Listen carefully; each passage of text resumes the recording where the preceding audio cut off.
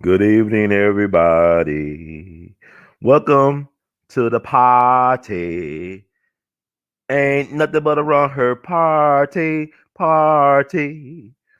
Ain't nothing but a brother run party. I hope y'all can hear me. You hear the words come out my mouth. Do you hear the words coming out of my mouth? Just testing the microphone. It is time for the We All Be show. Okay, it's like everything good. Like everything's good. Welcome everybody to a wonderful, edutaining, infotaining edition of We All Be. This is a 2020 Jimmy Lunch for Jamboree Festival program. I'm your host for this empowerment segment of Black Excellence, Brother Ron, also known as R2C2H2 the Artivist. We're coming in early, trying to hit y'all before the plantation. Try to keep my promise of having some original programming content in honor of the 2020 Jimmy Lunsford Jamboree Festival. I said festival, right? Not festival, but festival, not festival. All right, not festival, but festival, right? Honoring a great black man. Black excellence matters, and we here to celebrate it with all the tea, with some lemon juice and honey in my tea. In these harsh times we're living in, But this is a great time to be alive. And if you are bored in 2020, you're not living life right. If you are bored in 2020, you are not living life right. Who needs football or basketball or sports or movies when your life is a movie? And it's up to you to create the soundtrack to your life. So I want to thank y'all for tuning in, for hanging out with me. Thank you for encouraging this We All Be InfoWar movement, because knowledge is the currency of the universe. So we're going to get into it today. I appreciate all the feedback on these shows we've been doing. Thank you all. The real Dana, see you in his house. Brother Ollie, thank you. Doris, thank you. Good evening, everybody. And knowing the words of Duke Ellington, we love you all madly. But I mean, I'm just trying to educate you all. Like, it's good to do the gossipy stuff and all this stuff, but I'm here to give y'all the history about our story. We got to reclaim the narrative and tell these stories on our own terms. Good evening, Ivory Green Oliver, and we love you madly. All you people, all you help cats and sisters out there, sisters, we're going to get into it. I want to add to the Vera Little story. We talked about Vera Little. She is our posthumous queen, homecoming court for the Jimmy Lunsford Jamboree Festival in this year of 2020. Vera Little, Vera, like Vera Wang, Vera Little, opera star from North Memphis. Come from a very amazing musical family, the Little family of North. Raise your thumbs up. North Memphis, from Manassas High School, the pride of Manassas High. Her little brother was none other than the late great Booker Little, who only lived to be 23 years young, but left his mark on music history. Every time I meet a brother or sister or musician that played with Booker Little, they have nothing but great things to say about this beautiful soul. He wasn't here for long, but his contribution has lasted for a long, long time. So this is why we do what we do, man. We want to honor our ancestors, the righteous ones, and get y'all help. My dream is to really make these people I talk about household names among black people. Don't wait for Netflix or CNN for y'all to acknowledge the greatness of our people, past and present, and going into the future. Good evening, Sweet Cheeks from Las Vegas. Thank you. Everybody, good evening. God bless everybody for tuning in. May y'all receive amplified blessings for receiving this message.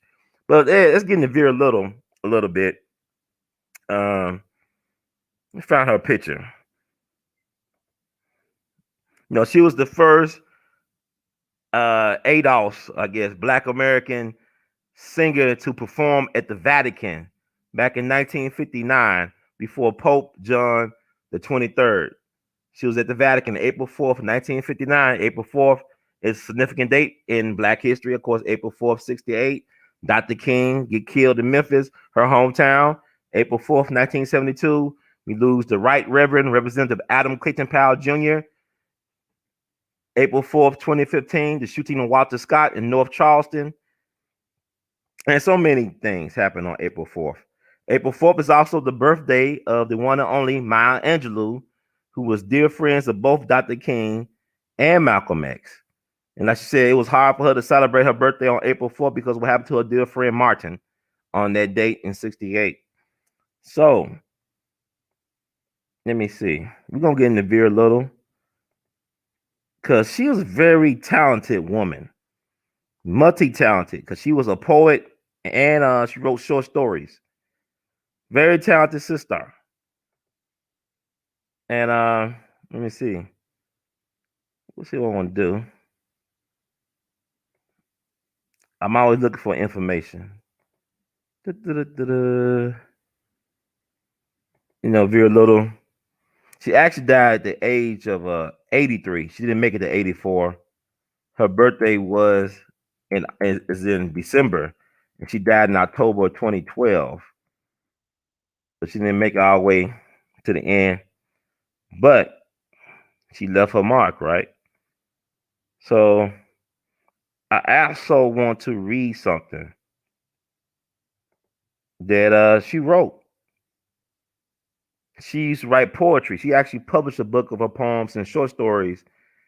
She wrote a couple. I think she wrote an autobiography as well too. But I'm gonna read a poem she wrote called "In Darkness" that came out in 1976. She was a poet, a wordsmith, and a brilliant songstress, an opera star. "In Darkness" by Vera Little, 1976. I close my eyes and night surrounds me. I open my soul and light beams bright. I open my eyes and the flames engulf me. I open my mind and sink deeper than the sea. I close my soul and sink in sorrow, deeper than the bottom of the ocean, farther away from any day and tomorrow. I close my mind and the thoughts move on, swifter than a narrow canoe, racing over a turbulent waterfall. One sees without looking, feels without being conscious, travels while sitting still, thinks when one's mind sleeps. What marvel of a pastime for us humans to keep. Yes, I close my eyes and open my soul. That's her words. One of her poems she wrote called "In Darkness." Talented, brilliant woman. But like they say, a prophet is always without honor in their hometown or country, among family and friends, right? That's very biblical. I know I'm paraphrasing it and butchering it at the same time, but it's just food for thought, man. Uh, Black people are amazing. Black women are amazing. Black men are amazing. The Black family is amazing. She came from a very good family. Both her parents were musicians, from my understanding. And they must have been amazing people, well respected in the community because they raised some outstanding children. So, like I always tell people, the real holy trinity is the Black man, woman, and child. There's nothing we can't do when we are on the same page, united and struggling together for the right reasons, all in the name of Black love, solidarity, unity, and power. So, yeah. And so let me read some more about Sister Vera. Like I said, she was the first Black American entertainer, female or male, to sing at the Vatican. This happened in 1959. And what better person to be a person like her from that type of musical pedigree from the city of good old Memphis? Like I told y'all, there are more songs about Memphis that have been recorded in any city in America, more than New York, Chicago, L.A. Name any city in America. Nobody have more songs written or recorded about it than Memphis, Tennessee. So there's something special. Maybe it's in the water or something. There's something going on in Memphis.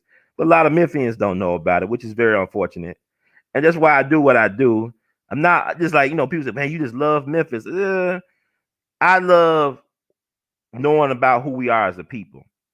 Memphis is the birthplace of Black radio. WDIA was the first all-black radio format in the country that premiered in 1948. B.B. King used to have a radio show on WDIA, and WDIA still exists. Okay, but that was the first black radio format in the country. Ivy Wells, rightfully I say the mother of investigative journalism, started her journalism career in Memphis. She owned her newspaper office in Memphis on Bill Street. So Memphis is a very mythical place. But I just want people to know the greatness of Memphis, because people be crapping on Memphis about first 48 and all this mess. But you gotta understand, man, this is all by design. Like, Memphis one of the poorest, big cities in the country, but it's engineer poverty. How can you be poor when you like the headquarters for AutoZone and FedEx, and you got a lot of millionaires live in this area in Memphis and in the Delta? So this stuff is really weird. It's all by design, man. It's programming. But we're gonna get our mind right tonight and beyond. So that was Sister Vera Little, and I'm trying to find that picture of her with the Pope. I love it. If I could find it. I want to read some more bio. Yeah, that's where Pope John Paul the 23rd. That's power right there. That's black woman. Y'all know the Madonna's black, right? The actual original Madonna. Jesus black, right? Jesus black. Jesus is black. Jesus black. Okay, but the black Madonna, you got a lot of black Madonnas in Europe. Y'all need to read some J.A. Rogers, man. Get hip to the game. Read you some Dr. Ivan Van Sertima that came before Columbus. Read all that stuff, man. And be open to receiving knowledge and also questioning time-honored truths. Because information changes. Facts can change when more data becomes available. So be open to receiving everything to help you to heighten the contradictions and to develop a critical thinking mind. So that's her. That's April 4th, 1959. So y'all said, well, Brother Ron taught us about Vera Little, and she's buried over in Germany. And let's read a little bit about her background again. And I believe she was married to a German. She got, I don't know who that, but Vera Pearl Little Augustitis. I don't know what that is. That's got a hyphen name. Sunrise December 10th, 1928. Sunset October 24th, 2012. Was an American contralto and mezzo-soprano opera singer who belonged to the ensemble of the Dutch Oper Berlin or Deutsche Oper Berlin for more than 4 decades. She performed each of the important mezzo-soprano roles of the repertoire, appearing at major international opera houses and festivals.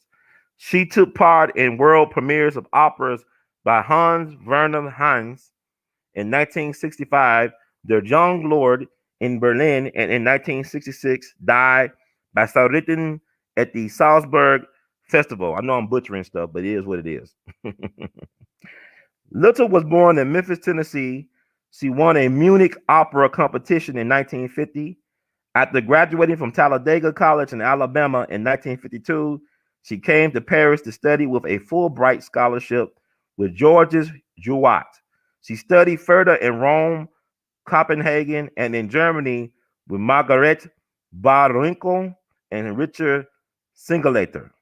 In 1958, Karl Ebert brought her to Berlin to what is then called the Staatliche Oper Berlin, later the Deutsche Oper Berlin, where she remained based for more than 4 decades. There she had a major success in 1963 in the title role of Bizet's Carmen.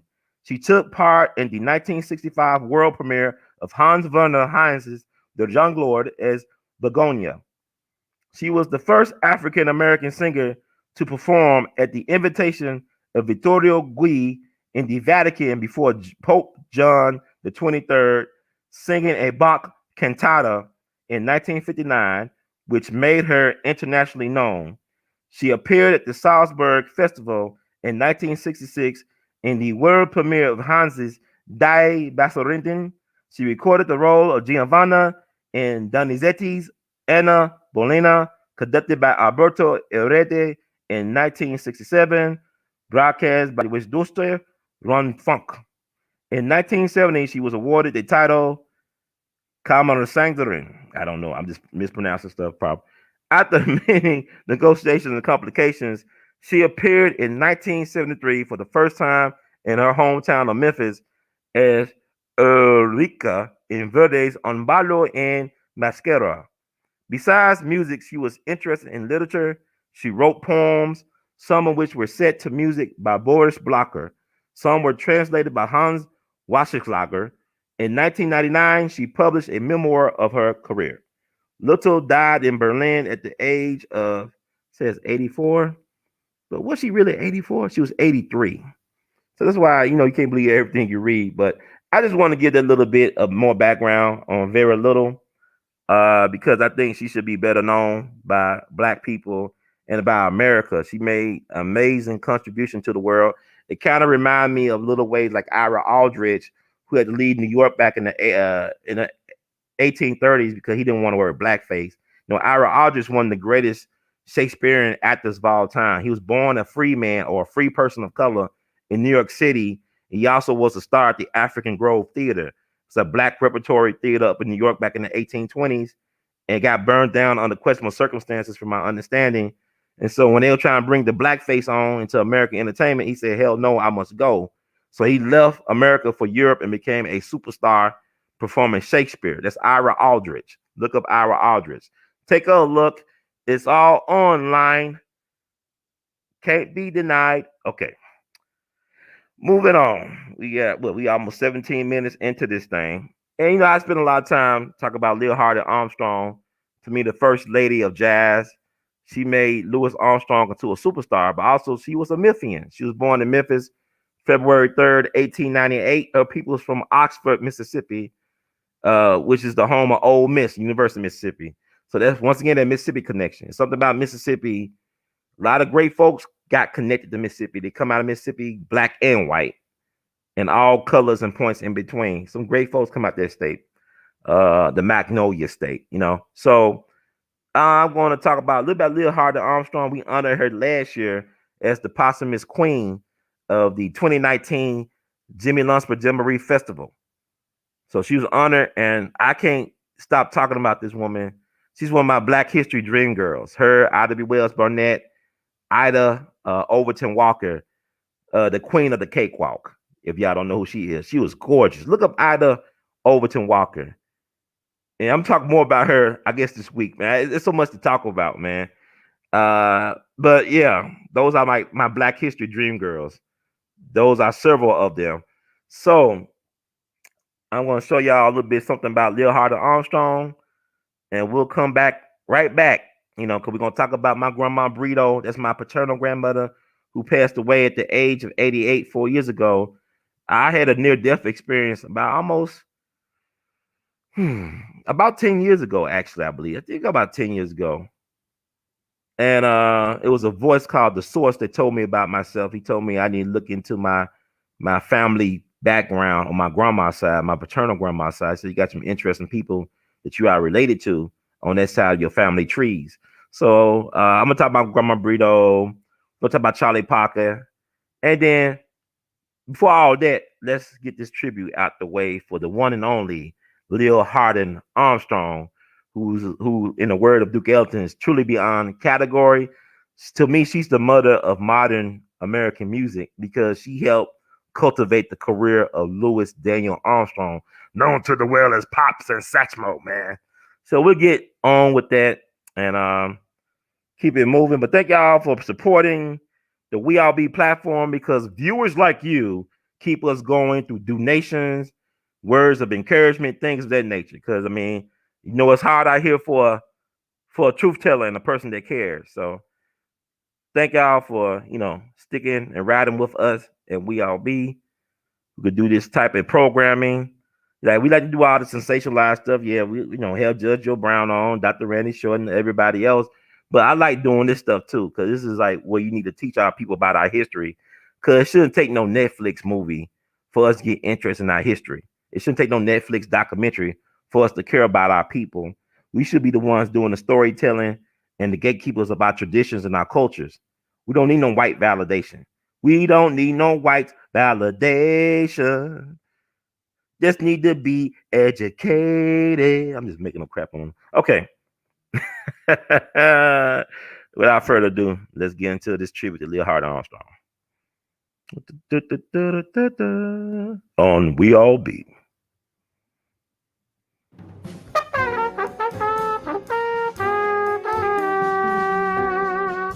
This is Brother Ron, and welcome to We All Be News Radio and TV, the news-free Dixie for the 21st century.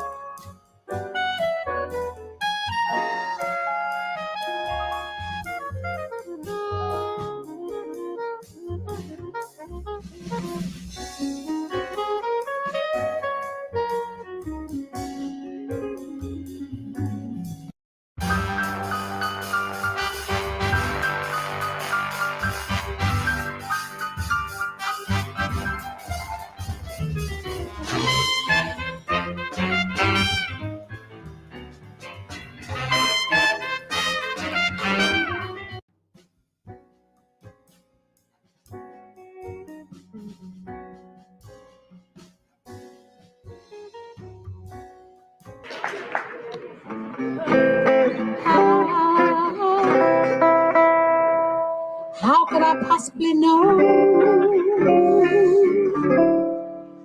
How could I have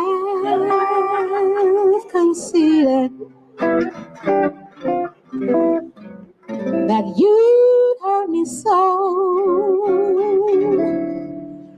I'll never have believed it. I was a fool, but you were cruel just for a thrill.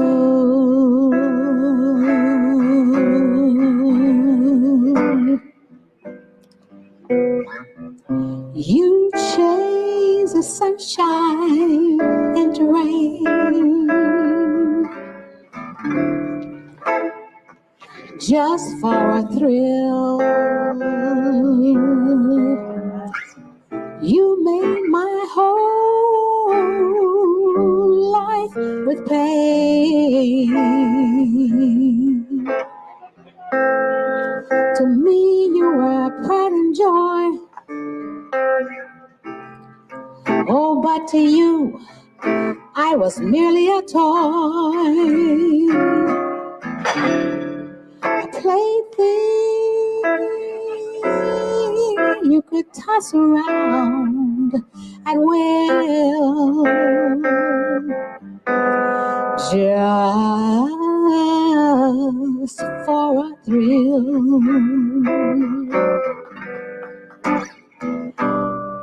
You made my life one sad song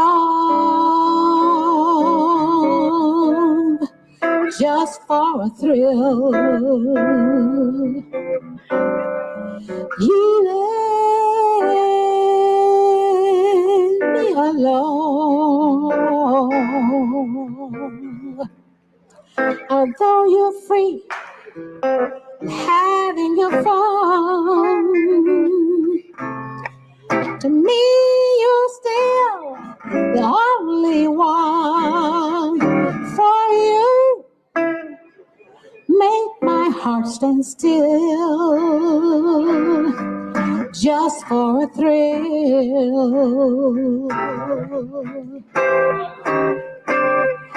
Although you're free and having your fun, to me, you're still the only one. For you make my heart stand still just for a thrill. You did it, you did it, you did it just for a thrill.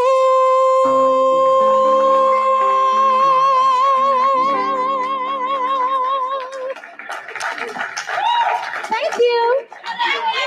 Y'all are so wonderful. I just love all of you.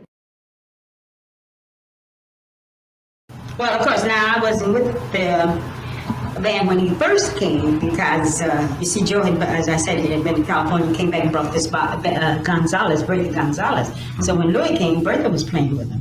I see. And the Gardens. Mm-hmm. But Joe brought Louis over to Dreamland where I was playing the first night he was there and introduced Louis to me. And what Louis had written Joe before when he saw a picture, said, "Tell Miss Miller I like her." So when Joe brought him over there, I took one look at him, I said, because I didn't like the way he was dressed, and I said, he said, "Must have mean you like me." How was he dressed? Well, just like the typical New Orleans fellas were dressing then, but the Chicago fellas dressed differently. Yeah. What was he? He wasn't a city Slicker. No. No, he wasn't dressing. In fact, none of the New Orleans fellas dressed like the Chicago fellas. Didn't he have bangs? Oh, that's what you want me to say. You want to know what the hairstyle was? Yeah, well, they're wearing bangs now, so it couldn't have been so bad, huh? Yes, he had bangs that I hadn't seen because they little bangs right out in front. And none of the rest of the fellas had bangs. They had the hair on slicked back, But so getting rid of those bangs was my first project. When we did get together. Well, when did you first hear Louis play, and how did? Well, I first heard him play when I joined the band. Uh-huh. See, Joe asked me to come and join the band again. I see. Well, frankly, I didn't know enough about jazz to know who was better than the other one or which one was the best or what. It all sounded all right to me. And naturally, too, since Louis was playing second trumpet to Joe, I couldn't distinguish too much. But Joe himself told me one night, he says, Louis plays more trumpet than I'll ever play. He said, but as long as I keep him with me, he won't get ahead of me. I said, yeah. So then I started listening to Louis the best I could, I never told Louis, Joe told me that until 1954. Well, what did he say? Oh, boy. He was very hurt.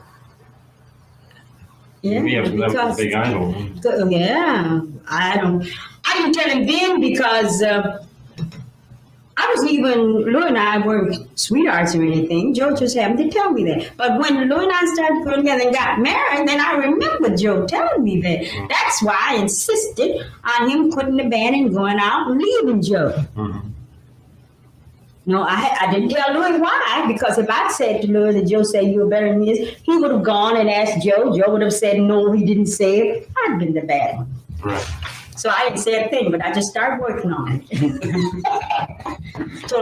I told Louis, my excuse was I didn't want to be married to a second trumpet player. I wanted the first one. Right.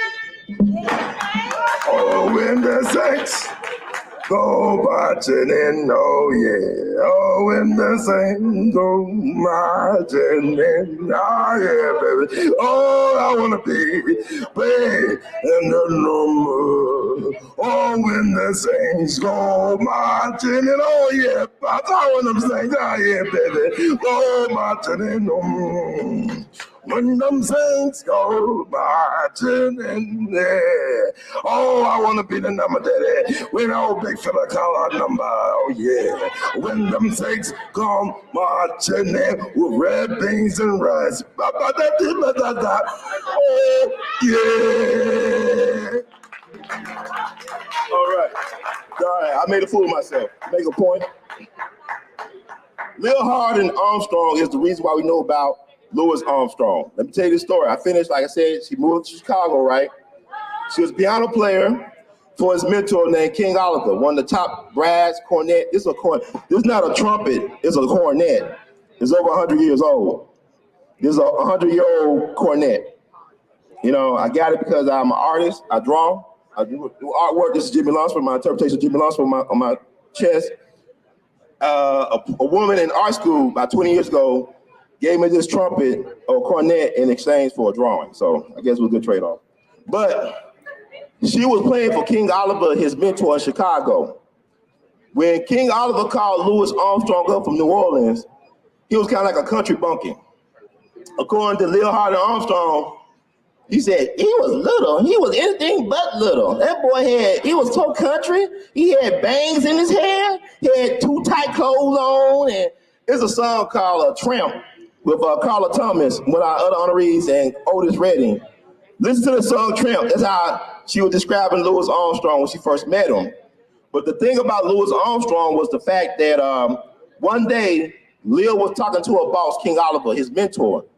And King Oliver told her, you know what, Lil? Lou would never be great. He is a great musician, but he don't believe in himself. He would never leave me. He would always be the second fiddle or the second trumpet or the second cornet because he have no confidence in himself. And then you know how some of you women get like, let me upgrade him. Let me level him up. I can see some potential in little Louis now. Let me see what I'm going to do. So this is what she did. She forced him to fire himself from King Oliver's band. She got rid of his bangs, got rid of his tight clothes, married him, upgraded him, tailor-made suits, got rid of the bangs, like I said, sent him to New York City to get more famous. He ended up playing for the greatest jazz band in all the land. This back in the early 20s. Jazz back then was like the rap today. Rap is the most popular music today. Jazz was the most popular music back in this time. So she sent him up to Roseland Ballroom to play for the great Fletcher Henderson Orchestra back in 1924. The Roseland Ballroom was recently closed down by Lady Gaga. She had the last concert a couple years ago at the Roseland Ballroom. That's how old that ballroom is and prestigious it was. But she called him back. Okay, Louis, it's time for the bigger leagues. So she called him back to Chicago and she said, I got a gig for you, Louis. We're gonna play the Dreamland Cafe. So they played the Dreamland Cafe. We came back at a big old banner said world's greatest cornet or trumpet player. And so why I'm saying all this woman saw potential in this man before he believed in himself. She saw the masterpiece in the rough. Not only did she do that for him, but she also helped organize some of the most important music recordings of all time. Look up the Hot 5 and Hot 7 recordings. This is the birthplace, the Rosetta Stone for modern American music. A Black woman from Memphis helped create that. She helped organize the arrangements, copyright the music. She helped with vocals. She played piano. This woman was a force when women were not considered to be forces to be reckoned with in jazz. This is early jazz. This woman stood her ground with the men. So she made Louis famous. He ended up moving on, they moved on, all right? Because Louis Armstrong was married 4 times. There's nothing you gotta know. We don't teach history the right way. We don't tell the ugly truth sometimes. Louis Armstrong was married 4 times, right? His second wife was Lil, but his first wife was Daisy Parker. She was a prostitute. And that made Louis a what? All right, whatever, all right. Smoke weed every day. No, I'm just joking. He did smoke weed every day. That's another story. It's not for here. This is school. He smoked weed every day, but that's not a school. It's not a, y'all talking about Snoop Dogg. Snoop Dogg's birthday was yesterday, But Lewis was smoking weed before Snoop Dogg was even before his parents were born, even before his grandparents were born. Okay, let's get another story. But he never forgot about what Lil did for him. So when he died in July 6th of 1971, he allowed her to ride in the family car for the funeral.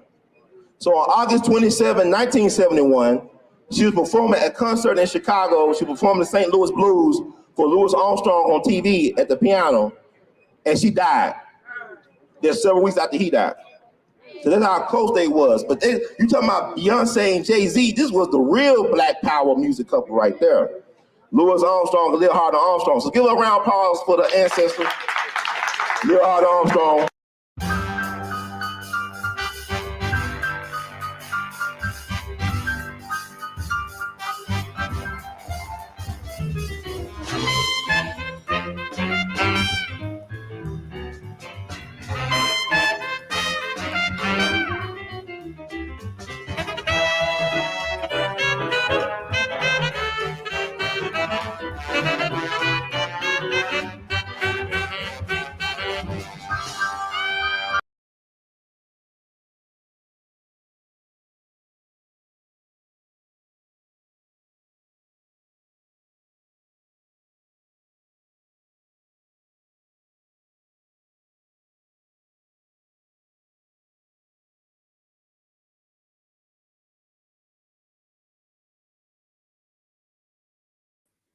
And I'm back.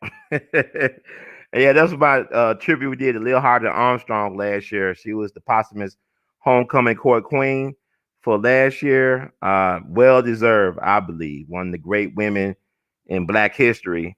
She stood by her man, stood behind her man, and pushed him into greatness. So we are thankful. The world owes a debt to Lil Hardin Armstrong for helping us get be able to get the genius for posterity of Louis Armstrong.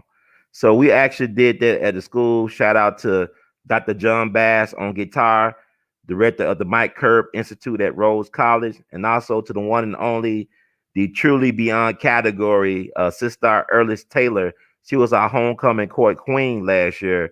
Unsung, brilliant artist, a true humanitarian. She sung Lil's signature song, Just for a Thrill. And that was a very popular song, actually. People like Ray Charles and especially the great Aretha Franklin, who's from Memphis as well, sung that song. There's so many different versions of that song, but Lil Hardin wrote that song. And she really was a pioneer for women in music because she helped, create the career of Louis Armstrong, took it to the stratosphere, made him a superstar back in the 20s. And also she was a band leader. As a woman, she was a band leader. She led her own swing bands. She wrote a lot of great songs, like I said, Just for a Thrill. She helped Lewis organize the historic Hot 5 and Hot 7 sessions. These are the Rosetta Stone for not only jazz, but also modern American music. This is why I call her the mother of modern American music, or the first lady of jazz, or whatever. Lil deserves everything in terms of praise and all that stuff. As far as just as a decent human being, as a musician. Thank you, Sister Duckworth and Edwards. Thank you. Round of applause for great. I'm gonna share that. Yeah, I love making a fool of myself for a great cause, but yeah, it's an honor to be able to work with first rate musicians and all type of creatives to bring our stories alive. That was actually at Manassas High School where we did that performance. I pride myself on having the festival week kickoff at Manassas High School. This is where Jimmy Lunsford did his thing back in the 1920s. Although the original building is no longer standing, they have a new facility. This facility they're currently in is less than 20 years old. But the spirit of Manassas High School, the greatness of their past, it's equivalent what they did for high school for the culture. What they did in terms of high school music is equivalent to what the Dallas Cowboys, the Lakers, or the Celtics, or the Yankees. They got a very, very, very great and storied history that needs to be continued. Now, the problem with Manassas is they can't keep a music director longer there than maybe 1 or 2 years. They keep on changing music directors. So the program is always in flux. It's never like it's been steady where they can have a program or band director there for a number of years to build up the students' confidence in their instruments and also presentation. That is sorely lacking, and it really is a black eye for the schools not to have Manassas in all their glory doing the music thing. Like I said, a lot of great people came through that music program over the years and decades. So much so that Miles Davis had to talk about it because so many of his band members in the early 60 bands of his were coming out of Manassas. They had Manassas high school connections, like George Coleman, Harold Mayburn, Frank Strozier, people like that, first-rate musicians. So I could never get tired of talking about Lil Hardin Armstrong or people like Jimmy Lunsford and stuff like that.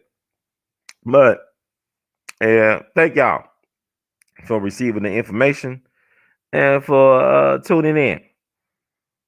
Like I said, like I promise y'all, I'll be doing at least 13 or 14 straight days of programming dedicated to Black music history in honor of the legacy of the one and only James Melvin Lunsford, also known as Jimmy Lunsford. Now, also, I want to share some more of my connection pertaining to Jimmy Lunsford and Charlie Parker. Yeah, the Charlie Parker. Don't you know, August 29th marked his centennial debut. Charlie Parker turned 100 years old back on August 29th. You know, August 29th is a really spectacular day in Black history.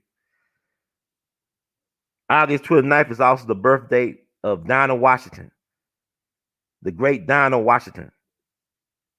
See, I said Dinah Washington, the great Dinah Washington, one of my favorite singers of all time. August 29th is also the birthday of Sister Albertina Walker, the queen, one of the queens of gospel music. Albertina Walker was born August 29th. And also, guess who else was born August 29th? Michael Jackson, arguably the greatest entertainer of all time, was born on August 29th. So, yeah, Charlie Parker, born on August 29th. Dinah Washington, born on August 29th. Albertina Walker, born on August 29th. And Michael Jackson, born on August 29th. One of the reasons why Black August is an unofficial Black History Month. Black August is Black August, y'all. So he nominate blessings, blessings, blessings, blessings. A news-free Dixie for the 21st century. Thank you so much. It's a humbling experience, but as long as I got breath in my body and I'm able, I'm going to tell our stories on my terms by any means necessary. You know, so yeah. So speaking of Bird, I got a couple connections to Charlie Parker and Jimmy Lunsford. And I did the show early tonight because normally I be struggling late at night. But when I get on here and y'all give me so much energy, I'm like the Energizer Bunny. I can go on and on and on and on. But I got to go to the plantation in about 20, 30 minutes. So just want to get this out the way. And I got a lot of great things coming up in terms of Jimmy Lunsford Festival. Like I said, we're going to be going to at least either the 30th. I might end it on New Year's Eve. I might give y'all, like, instead of 13 days, 14 days of original programming centered around our heritage and stuff like that. And so, man, this year is flying by. I can't believe it's December. Stuff is crazy. It's got to be Christmas.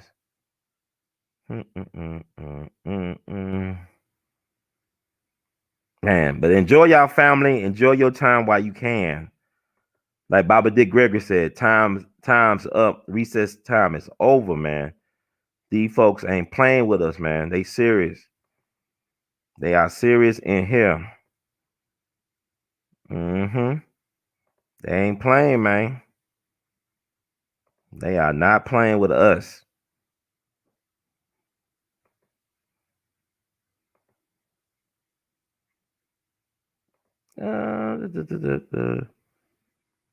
Not quite.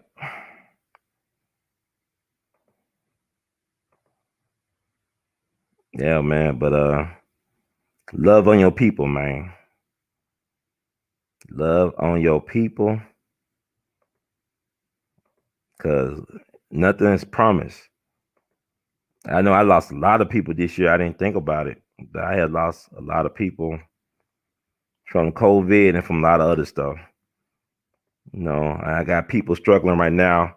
Sending out thoughts and prayers to Mrs. Clara McLeod. She is the wife of one of my dearest Jegnas, Dean James McLeod, former vice chancellor of Washington University in St. Louis. Really like a godfather or an angel. He watched over me while I was going through my stuff at Washington University. State of Missouri. I always call Missouri, not Missouri or Missouri, but Missouri. So I was at Washington University as an undergrad in the art school, and really he was looking out for me, man. He really believed in me. She believed in me. They purchased some original art from me when I couldn't make it through the work study. I actually fired myself from the work study program. I was working for Mrs. Clara McLeod at the Earth and Planetary Sciences Library. And I was not the best work student. I was not the best employee. I even went upstairs one time to go to sleep. I snore and stuff like that, so they heard me. So I actually fired myself one day. I did her a favor and myself a favor, and I fired myself. But she believed in my art, and she actually purchased one of my drawings. Her and Dean McLeod, they helped me out, and they always been supportive of me over the years. She's struggling right now with COVID-19. They try and put her into a rehabilitation center. You know what that means, trying to put on that ventilator. So they'll be praying for her or send out some good vibes and high vibrational frequencies and peace and healing towards her way. Sister Clara McLeod, she lost her last living sibling recently. She lost my mentor, my Jegna, her husband, almost 10 years ago. He passed away in September 2011, James McLeod.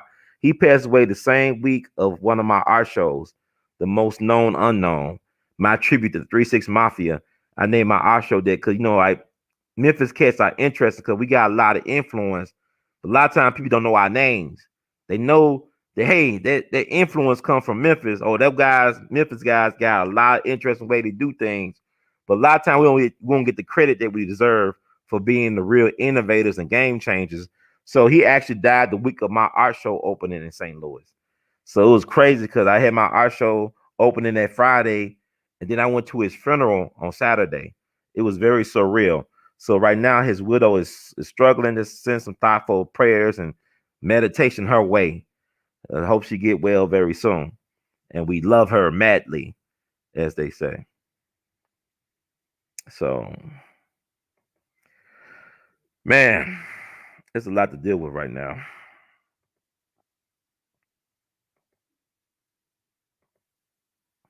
Yeah, this is the picture right here. Show you my connection, my family connection to Charlie Parker and Jimmy Lunsford. You see that picture in the middle? The one person highlighted that's standing up, that's my paternal grandmother when she was a teenager in Kansas City. Letha French. Her name was Letha French. Herb Britto. She married to my paternal grandfather, Herbert Hurd Sr. And then she got married to an Indian from India. And his last name was Britto. But before that, she was a French. She was like the youngest child of my paternal great-grandfather, who was born into slavery in South Carolina back in 1862, T.J. French. He actually changed his last name to French because he killed a white neighbor who was harassing his mom. And so he had to leave the state of South Carolina. He moved to Kansas City, Kansas. He met my paternal great-grandmother, Ann Miller, in Joplin, Missouri. And they settled in Kansas City, Kansas. He had his kids late because, like, by the time my grandmother was born, he was like almost 70 years old. He was like 66 or something like that years old. And so he was actually an entrepreneur, a master barber by trade. He had a pool hall. He was like all about working for yourself. So she was the last of his 10 children. And my grandma had a unique life. And I'm just read this tribute I did of her. She passed away 4 years ago at the age of 88, years young. And she was married almost to the Indian guy for 42 years, my step grandfather, Grandpa Neville Britto. He ended up dying at the end of the month. She died August 3rd, 2016. By the end of the month, he was dead. They found him dead in her favorite chair in the kitchen. He would always write her love letters every day before he went to work.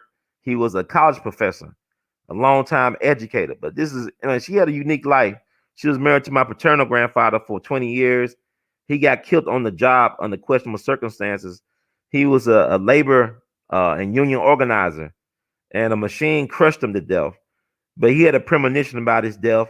As a matter of fact, somebody called my auntie who just passed away this year, my aunt Stephanie, called home while they was having dinner.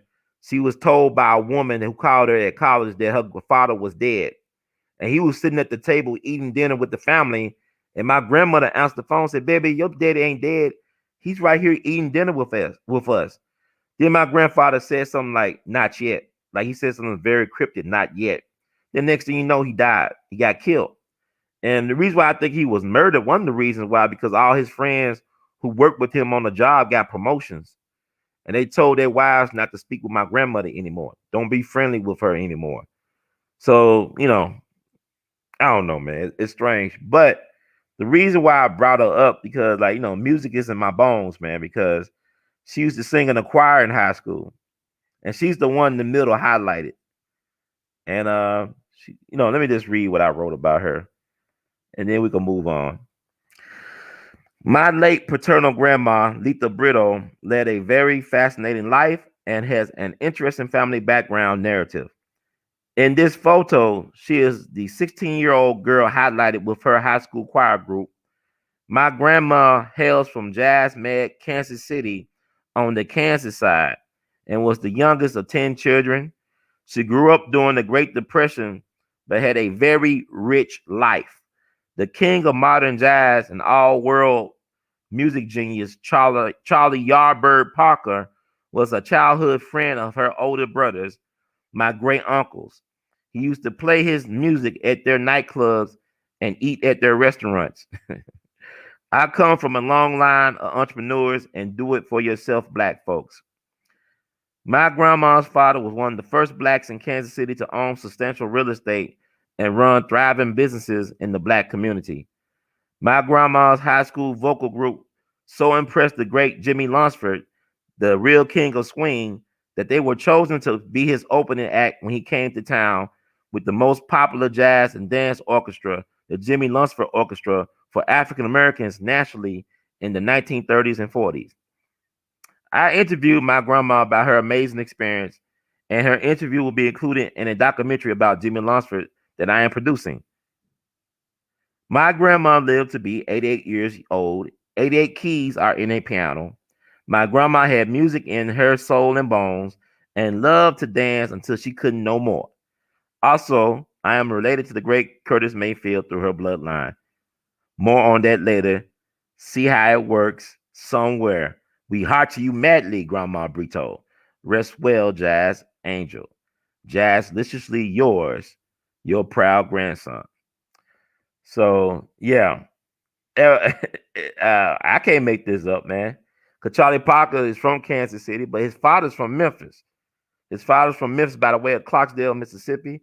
Like the old timers had a saying, they said Charlie Parker was born in Kansas City, but he was conceived in Memphis. His father actually worked the Chitlin Circuit, and I think he was a Pullman porter and a cook. And he was actually stabbed to death when Charlie Parker was still a teenager. I believe like either a lover or a prostitute or both. I don't know. But yeah. So my grandma Britto was interesting. And her brothers and sisters like characters. When I look at that show Fargo, season 4 with Chris Rock, it reminds me of her people. Because they were very colorful individuals, her family. 9 brothers and sisters, and her make 10, right? So they had an interesting family in Kansas City. Very unique people, very independent, enterprising people who work for themselves. So I never knew I had these type of connections to these people. I was fans of Charlie Parker and Jimmy Lunsford before I knew the connection, the family connection that I had to these guys. And then the ancestors are powerful. They at work always. I'm doing fine, Brother Alfred. Yes, Sister Michelle, thank you. It's a beautiful family story. Thank you, Sister Duckworth, sending peace and healing for her through the universe. For Sister Claire McLeod, she's been on my mind. Like I said, I had not realized I lost so many people this year. like quietly. So people are leaving. It's just been so hard for humanity right now. A lot of these evil entities out here trying to destroy humanity, but God will help the final say. But it is what it is. Yeah, so I want to play something from my Uncle Frenchie about Charlie Parker. I think we can close it out. Yeah, I gotta close it. I gotta go to the plantation and be the overseer. But my Uncle Frenchie, James French, her brother, he's the second youngest sibling. He was born in 1926. He's still around. He's struggling a little bit, but he almost 100 years young. And I thank God I met him on his 87th birthday down in Charleston, South Carolina. He founded and owned the Charleston Chronicle. That's the oldest black-owned newspaper in the state of South Carolina. My Uncle Frenchie is like the most interesting man in the world. He has an amazing backstory, amazing life. He's a hometown hero in Charleston. There's a street named after him in Charleston. And he's a good man. He's a great man. I met him on his 87th birthday back on October 7th, 2013.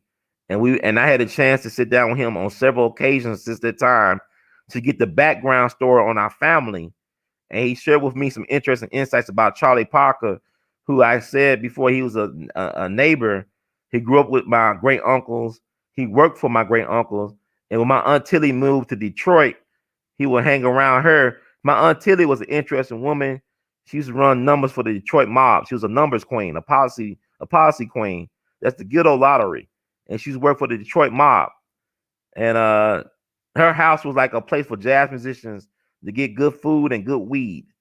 So, man, she was a great cook. She could do it all. She was a carpenter, a cook, even a madam, numbers runner or numbers queen for the mob, all this stuff. Very colorful character. Never had a chance to meet her, but my Uncle Frenchie actually stayed with her when we moved to Detroit, I guess right before he joined the Navy, or he's still in the Navy, or just got into the Navy. But anyway, let him tell the story about his thoughts about his friend Charlie Parker, the Jazz King from Kansas City. And you are watching We All Be News Free Dixie for the 21st century.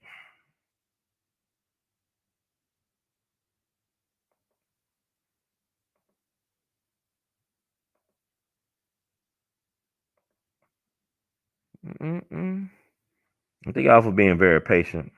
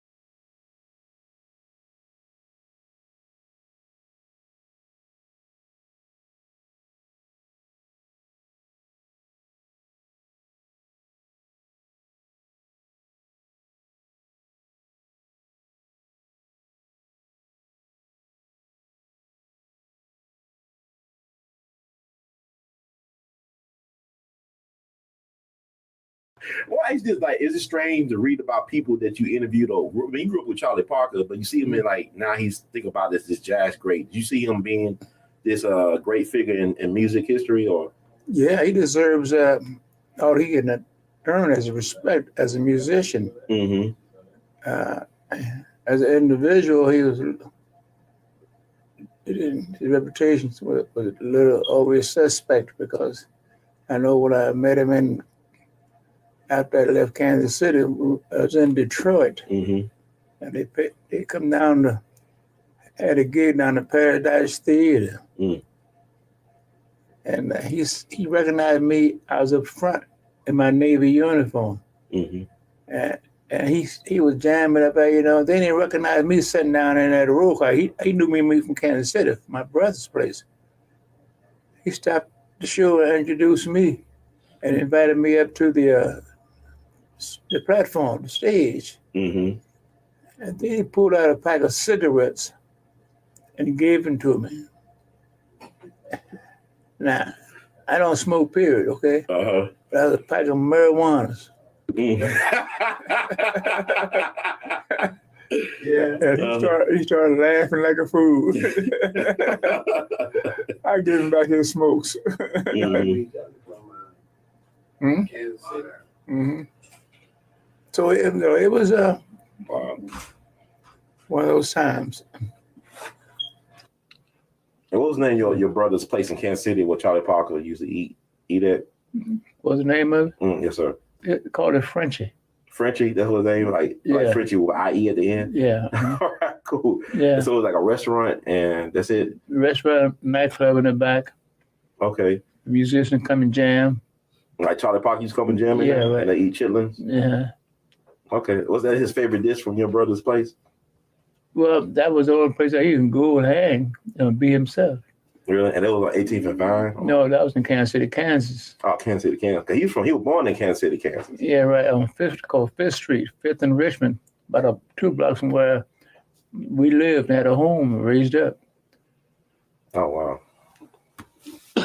Cool. You ever get a chance? I know you said we related to Curtis Mayfield. You ever get a chance to meet Curtis Mayfield? No, never did. Okay, but you know his brother or his cousin? Well, I knew of the family. Mm-hmm. We never were that. Back in those days, you didn't get a chance to meet them big shots. Mm-hmm. Well, I met you, so I guess a new day. New day. New day. All right, man. Uncle Frenchie, thank you so much. Yeah.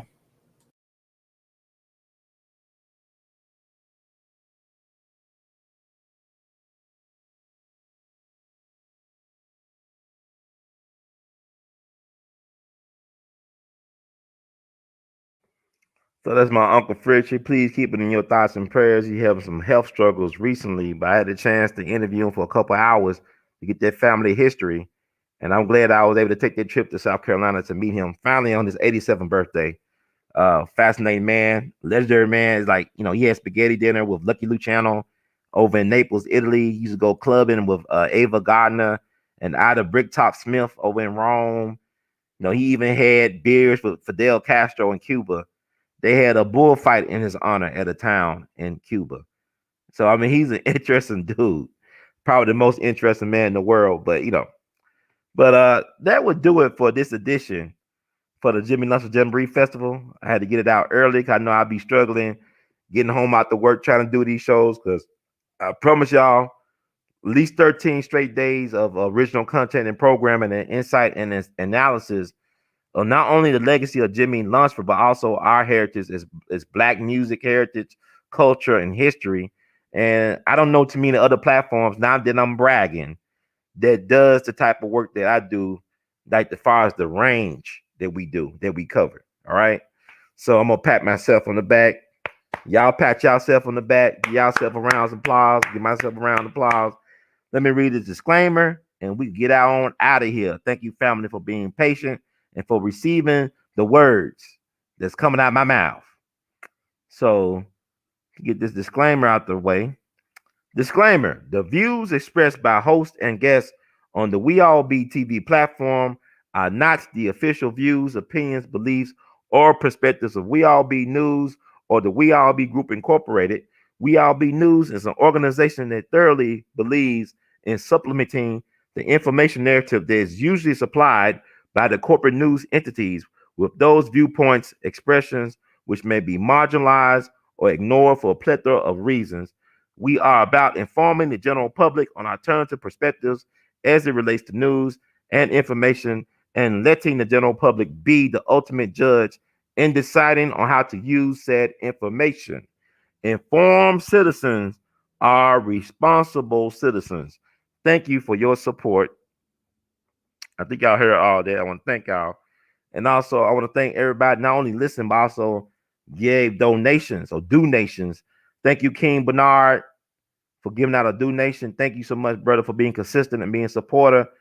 And thank you, Shakiris Edwards for the $20. Keep on keeping on, bro. I appreciate that. They're gonna go a long way in my tank. I appreciate that so much. And thank you, Sister Duckworth. I receive all of that. Thank y'all, family, for listening.